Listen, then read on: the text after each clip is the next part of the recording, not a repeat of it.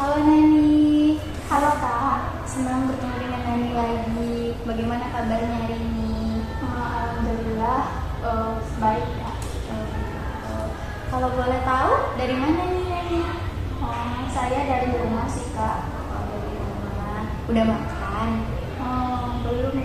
Oh belum. Jadi gimana nih? Kakak dengar kalau Nani sebelumnya ada kontak kakak ya, katanya mau berkonsultasi, ingin menceritakan sesuatu masalah dengan kakak, betul? Betul Kak. Betul. Jadi gimana? Udah siap nih walaupun belum makan? Insya Allah sih. Jadi sebelum kita melaksanakan konseling ini, akan nanti Nani tetap menceritakan saja secara terbuka ya, apa yang nanti ingin disampaikan ketika kakak menjawab pertanyaan, mengajukan pertanyaan. Nanti Nani menjawab saja dengan sejujurnya. Untuk apa yang kita bicarakan di sini, Nani tidak perlu khawatir. Hanya kita berdua saja yang tahu. Nanti tetap kerahasiaan apa yang kita bicarakan di sini itu buat oke.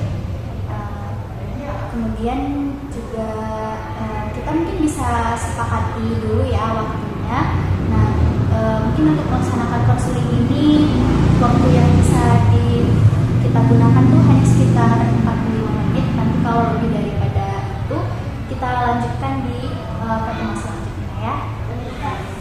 Jadi boleh Nani ceritakan kalau boleh tahu apa nih permasalahan yang ingin Nani ceritakan? Gini sih Kak, sebenarnya saya permasalahan itu dengan kakak saya di rumah. Sebenarnya gini, saya tuh kayak merasa sakit aja gitu dengan perkataan atau ya gitulah Kak. Kayak dia ini, kakak saya tuh sering marah-marah gitu sama saya. Sebenarnya masalah sepele aja, tapi kayak dia tuh mau marah saya tuh menggebu-gebu kayak kamu ini gini. Hampir aja saya tuh diusir dari rumah dia Kak. Ya saya tahu diri kalau saya itu menumpang di rumahnya. Tapi cara mengasih tahunya itu kayak saya tuh tidak suka gitu Kak.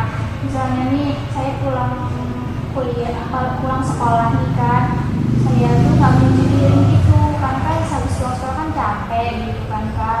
Tapi kakak saya ini kayak kemarinnya kamu ini tidak mencuci piring, kamu ini gini gitu pokoknya malam itu ngegugu-gugu gitu. Kayak dari perkataan itu saya sakit hati gitu Kak. Saya tuh kayak gimana ya, maunya saya tuh kayak kakak saya tuh ya cobalah memarahi saya tuh ya sewajarnya aja gitu kan. Itu masalah sepele aja, kenapa sampai marahnya itu ya seperti itu gitu.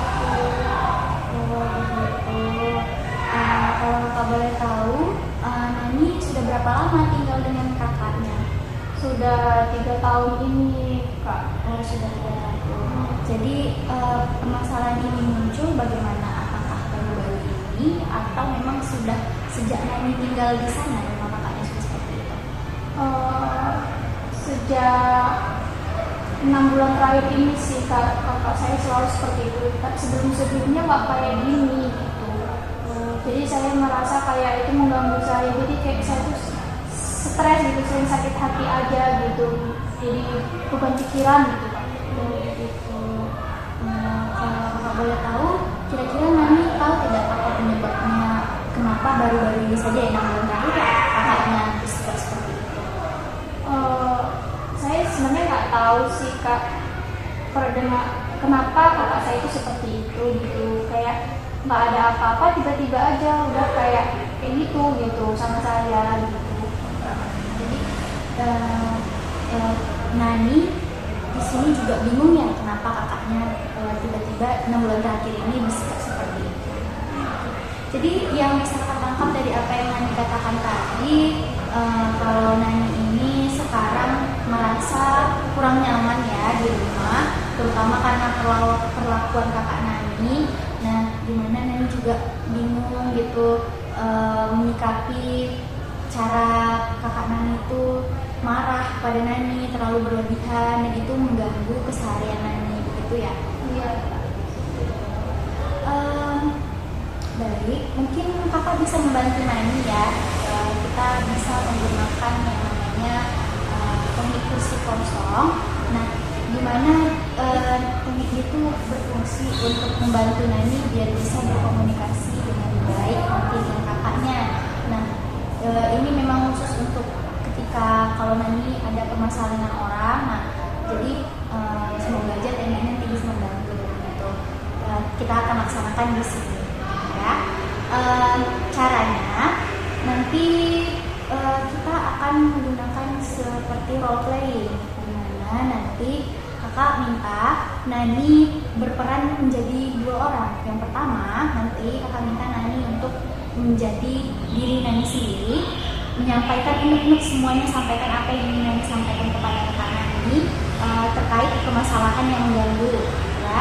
Nah, kemudian nanti ketika sudah Nani sampaikan, kakak juga meminta Nani bertukar peran menjadi kakak Nani.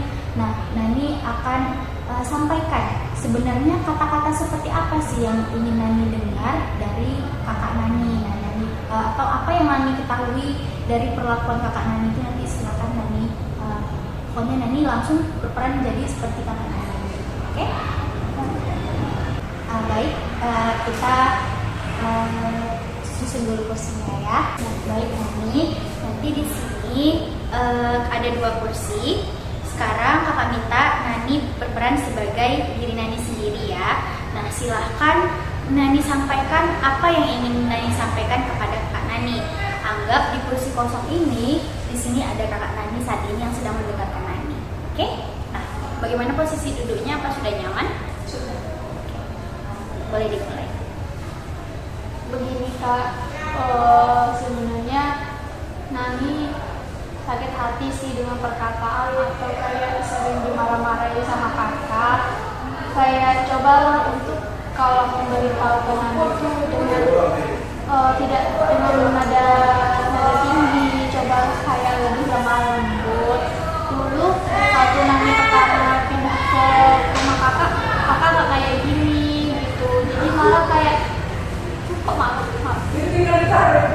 Waktu awal pindah ke tempat kakak, Nani tuh merasa terkejut gitu, kayak kok tiba-tiba kakak berubah, kayak marahnya itu menggebu-gebu gitu, kayak kakak tuh juga hampir mengusir Nani gitu.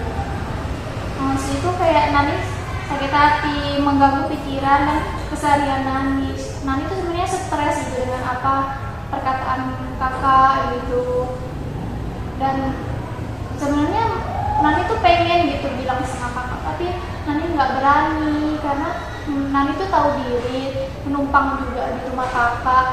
Masa Nani marah-marah atau kayak ingin mengungkapkan apa yang Nani rasakan ke kakak, nanti kakak beda respon, jadi Nani tuh takut dengan apa yang akan kakak lakukan kepada Nani gitu. Cobalah untuk kayak lebih dengan nada lemah atau yang lemah lembut lah kalau mau kasih tahu ke Nani. Kalau misalnya Nani salah, tolonglah kayak berhati lembut gitu, janganlah marah-marah sampai yang seperti itu. Nani tuh sedih gitu, kayak sakit hati, stres, jadinya terganggu belajar Nani gitu Kak. Tolonglah. Baik, sudah Nani? Rasanya sudah tersampaikan apa yang ingin disampaikan? Nah, sekarang kami minta Nani untuk berpindah tempat dulu. Nah, Nani di sini seolah-olah berperan menjadi kakak Nani. Kalau Nani jadi kakak Nani, apa yang kira-kira ingin Nani sampaikan kepada diri Nani? Boleh? Silakan Nani. Ini silakan boleh dimulai. Bagaimana kiranya kalau Nani berperan sebagai kakak Nani, apa yang ingin Nani sampaikan kepada diri Nani? Oke, Nani, sebelumnya kakak minta maaf hati atau tersinggung kepada Nani, kakak minta maaf. Sebenarnya maksud kakak tuh nggak seperti itu. Mungkin karena faktor kakak juga kayak dari faktor ekonomi, dari anak kakak, dari suami kakak. Jadi mungkin faktor itu yang membuat melampiaskan emosional kakak itu kepada Nani. Sebenarnya Nani nggak salah, tapi bagaimana kayak kakak tuh kurang bisa mengontrol emosi kakak. Kalau mengganggu pikiran Nani, kakak minta maaf. Tapi cobalah terbuka gitu, bilanglah apa yang Nani katakan. Mungkin nanti kakak akan merespon yang baik kepada Nani. Cobalah untuk terbuka. Kalau itu misalnya kakak emang salah, tolong diingatkan gitu, biar nanti tidak ada terjadi kesalahpahaman gitu. Yang dari kita ini juga adik kakak gitu. Jadi kayak cobalah untuk mengungkapkan kalau itu memang salah dari kakak, kayak emosional banget atau memarah-marah kamu seperti itu, atau perkataan yang memang membuat sakit hati sekali atau membuat kamu stres, kayak coba bilang gitu, biar kakak tahu bisa kita perbaiki keluarga kita ini gitu. Gimana sudah Nani? Mungkin kita bisa lanjutkan lagi konselingnya ya. Silakan kita berbagi pengalaman. Jadi setelah tadi kita melakukan teknik kursi kosong, nah kira-kira kakak boleh tahu nggak bagaimana nih perasaan Nani setelah melaksanakan itu tadi? Dengan kursi kosong tadi kak, saya merasa lega, kayak Nani itu bisa mengeluarkan semua isi pikiran Nani, hati Nani juga gitu. Dan mungkin dari sisi Nani sebagai peran sebagai kakak tadi, mungkin kayak Nani tuh berpikir positif thinking aja. Mungkin memang ada faktor begini, jadi yang membuat kakak saya itu tidak terkontrol emosionalnya tadi. Nah, jadi benar ya, kakak mengerti apa yang Nani rasakan. Nah, mungkin memang Nani perlu banyak-banyak lagi berpikir positif ya terhadap apa permasalahan sebenarnya. Nani itu mungkin perlu tahu sebenarnya Kak Nani itu peduli dengan Nani, cuman karena dia ada permasalahan, jadi dia melampiaskannya kepada Nani seperti itu. Nah, kakak merasa mungkin bila Nani merasakan konseling ini masih kurang maksimal, nah Nani bisa nanti kontak kakak lagi ya, kita bisa laksanakan konseling selanjutnya. Kakak perlu tahu bagaimana perkembangan Nani, apakah nanti di beberapa minggu kemudian apakah masih hal sama yang terjadi seperti ini. Nah, bila hal ini masih menghambat Nani, kita bisa menggunakan teknik yang lain lagi ya. Oke, kakak harapkan semoga permasalahan Nani cepat selesai ya. Terima kasih ya Kak atas bantuannya. Terima kasih juga Nani sudah sharing. Assalamualaikum. Waalaikumsalam.